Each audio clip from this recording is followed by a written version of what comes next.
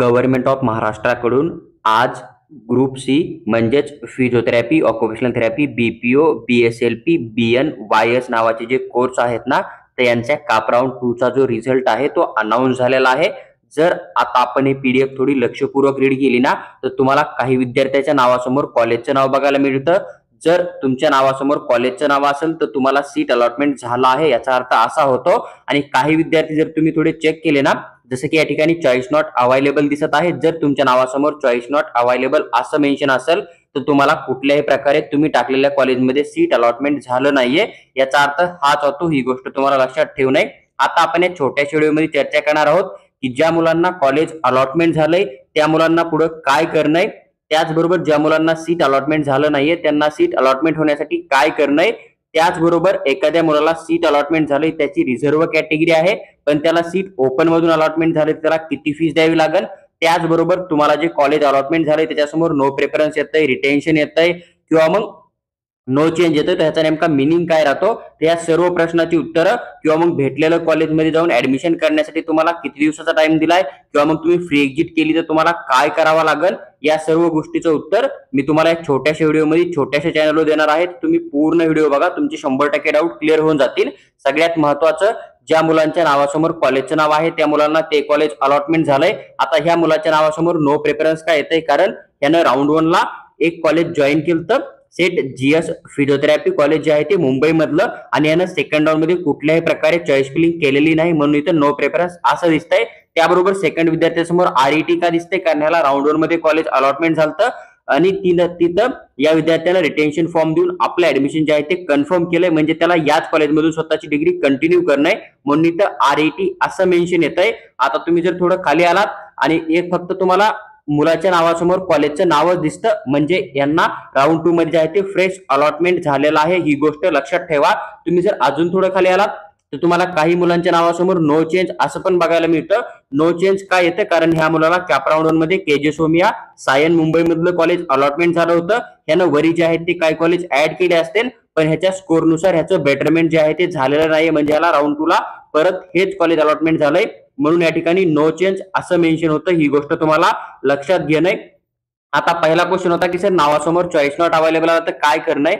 ज्या मुलांच्या नावासमोर choice not available आलेलं आहे त्यांना कुठल्याही प्रकारे कोणतीही प्रोसेस करायची नाही, निवांत एकदम रिलॅक्स मध्ये घरी बसून राहायचंय आणि ज्यावेळेस थर्ड राऊंडचा टाइम टेबल येईल त्यावेळेस जी काही चॉईस फिलिंग असेल त्या ठिकाणी तुम्हाला चॉईस फिलिंग करून थर्ड राऊंड मध्ये पार्टिसिपेट करणं आहे. तिथे तुम्हाला मग तुमच्या मार्कनुसार 100% सीट अलॉटमेंट होऊन जाणार आहे.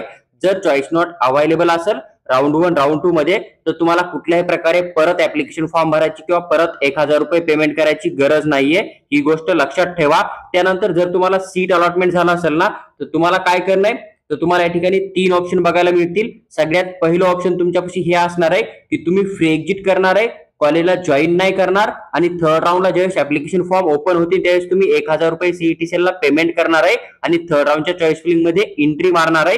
हे तुमच्याकडे फ्री एक्झिटचं फर्स्ट ऑप्शन आहे. तुमच्याकडे सेकंड ऑप्शन काय असणार आहे, जी काय डेट या ठिकाणी मेन्शन आहे 11/10/2025 संध्याकाळी 5:30 वाजेपर्यंत, तर ह्या तारखेपर्यंत तुम्ही कॉलेजमध्ये जाऊन कॉलेजला जॉईन करणार आहे. त्या ठिकाणी रिटेन्शन फॉर्म भरणार नाहीये, फक्त कॉलेजला जॉईन करणार आहे आणि थर्ड राऊंडला तुम्ही बेटरमेंटला जाणार आहे, डॉक्युमेंट आणि फीस कॉलेजमध्ये सबमिट करून तुमची एक जागा तुम्ही बुक करून. हे झालं सेकंड ऑप्शन. तुमच्याकडे थर्ड ऑप्शन काय असणार आहे, तर थर्ड ऑप्शन मध्ये तुम्ही जाऊ शकता कॉलेजला आणि तुमचा रिटेन्शन फॉर्म भरू शकता, म्हणजे जी काय जॉईनिंगची डेट आहे त्या डेट मध्ये तुम्ही कॉलेजमध्ये जाणार आहे, तुमचं ऍडमिशन तुम्ही कन्फर्म करणार आहे, रिटेन्शन फॉर्म भरणार आहे आणि त्याच कॉलेजमधून तुमची डिग्री कंटिन्यू करणार आहे. तुम्ही जर रिटेन्शन फॉर्म भरला तर तुम्हाला पुढच्या राऊंडला कुठल्याही प्रकारे एलिजिबल केलं जात नाहीये, ही गोष्ट तुम्हाला लक्षात ठेवणं आहे. तर ज्या मुलांना सीट अलॉटमेंट झालंय त्या मुलांसाठी महत्वाचे हे 3 नियम आहे, ही गोष्ट तुम्हाला लक्षात ठेवणं आहे. पहिला नियम आहे तुम्ही फ्री एक्झिट करू शकतात. फ्री एक्झिट करणार आहे तर तुम्हाला 1000 रुपये देऊन काउन्सिलिंगचा फॉर्म परत भरणं आहे आणि थर्ड राऊंड मध्ये पार्टिसिपेट करणं आहे. सेकंड, तुम्हाला कॉलेज अलॉटमेंट झालंय, जी जॉईनिंगची डेट आहे त्या डेट मध्ये तुम्ही कॉलेजमध्ये जाणार आहे, तुमचा रिटेन्शन फॉर्म भरणार आहे, तुमची डिग्री त्याच कॉलेजमध्ये कंटिन्यू करणार आहे आणि काउन्सिलिंग मधून बाहेर पडणार आहे. आणि तुमच्यापाशी थर्ड ऑप्शन राहतो की तुम्ही कॉलेजला जाणार आहे, जॉईन करणार आहे, डॉक्युमेंट फीस वगैरे देऊन आणि कॉलेज जॉईन करून तुम्ही बेटरमेंटला अपग्रेडसाठी टाकणार आहे आणि थर्ड राऊंड मध्ये परत चॉईस फिलिंग करून तुम्ही अजून एक चांगल्या कॉलेजसाठी 100% प्रयत्न करू शकता. हे झालं तुमचं.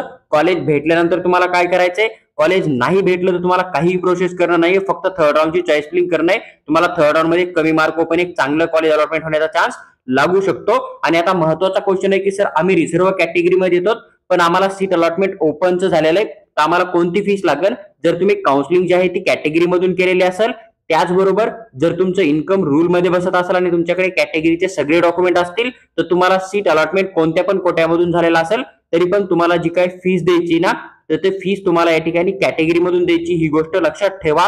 तर जे काय ग्रुप सी आपला फिजिओथेरपी, ऑक्युपेशनल थेरपी, बीपीओ, बीएसएलपी यांची फ्री एक्झिट असेल, अपग्रेड असेल, याचे सगळे नियम मी तुमच्याबरोबर सविस्तर मध्ये एक्सप्लेन केले आहेत.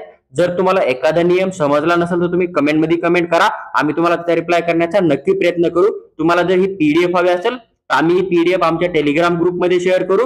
तुम्ही तिथे जाऊन ही पीडीएफ ओपन करून तुम्हाला सीट अलॉटमेंट झालं की नाही हे 100% बघू शकता. आणि तुम्हाला जर असेच इन्फॉर्मेटिव्ह व्हिडिओ असतील ग्रुप सी बद्दल तर तुम्ही चॅनलला सबस्क्राईब करून आमच्यासोबत जोडून राहा, जेणेकरून येणाऱ्या काळामध्ये आम्ही ते व्हिडिओ तुमच्याबरोबर 100% शेअर करू.